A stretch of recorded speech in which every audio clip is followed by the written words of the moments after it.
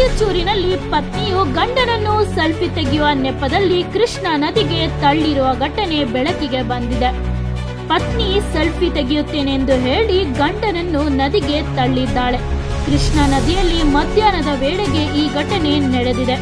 ಗಂಡನು ನೀರಿನಲ್ಲಿ ಪತ್ತೆಯಾಗದೆ ಹೋದ ಪರಿಣಾಮ ಸ್ಥಳದಲ್ಲಿ ಆತಂಕ ನಿರ್ಮಾಣವಾಯಿತು.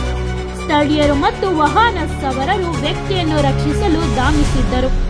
ಘಟನೆ ಕಳೆದ ನಂತರ ಪತ್ನಿ ಹಾಗೂ ಗಂಡ ಬೈಕಿನಲ್ಲಿ ವಾಪಸ್ ಹೋಗಿರುವುದು ಗಮನ ಸೆಳೆದಿದೆ. ಪತಿ ನೀರಿನಲ್ಲಿ ಬಿದ್ದ ಕೂಡಲೇ ಬಂಡೆ ಕಲ್ಲಿನ ಮೇಲೆ ಹತ್ತಿ ಪ್ರಾಣ ಉಳಿಸಿಕೊಂಡಿದ್ದಾನೆ. ಈ ಘಟನೆ ಮೊಬೈಲ್ ಕ್ಯಾಮೆರಾದಲ್ಲಿ ದಾಖಲಾಗಿದ್ದು ವೈರಲ್ ಕೂಡ ಆಗಿದೆ. ಪತ್ನಿ ಗಂಡನನ್ನು ತಳ್ಳಿದ ವಿಡಿಯೋ ಇದೀಗ ಸಾಮಾಜಿಕ ಜಾಲತಾಣದಲ್ಲಿ ಹರಿದಾಡುತ್ತಿದೆ. ಪೊಲೀಸರು ಘಟನೆಯ ಬಗ್ಗೆ ತನಿಖೆ ಆರಂಭಿಸಿದ್ದಾರೆ. ಇದು ಕುಟುಂಬ ಕಲಹದಿಂದ ಕೂಡಿದ ಮುನಿಸಿನ ಪರಿಣಾಮವಾಗಿರಬಹುದು ಎಂಬ ಅನುಮಾನ ಕೂಡ ವ್ಯಕ್ತವಾಗುತ್ತಿದೆ.